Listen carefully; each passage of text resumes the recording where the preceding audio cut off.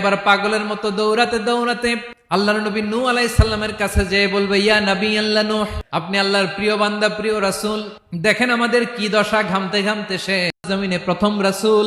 আদম আলাইহিস সালাম নবী ছিলেন, রাসূল ছিলেন না। এই দুনিয়ার বুকে প্রথম রাসূল ছিলেন আল্লাহর নবী নূহ আলাইহিস সালাম।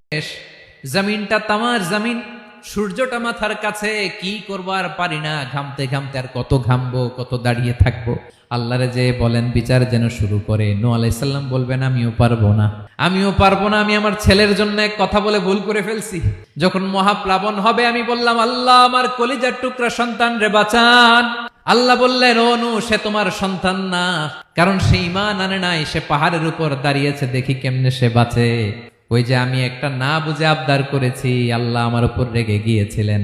আজকে আল্লাহ ওই ব্যাপারে যদি আমারে প্রশ্ন করে, আমার কোনো জবাব নাই, আমি পারবো না, মাফ করো। তোমরা সবাই মিলে আল্লাহর খলিল ইব্রাহিম আলাইহিস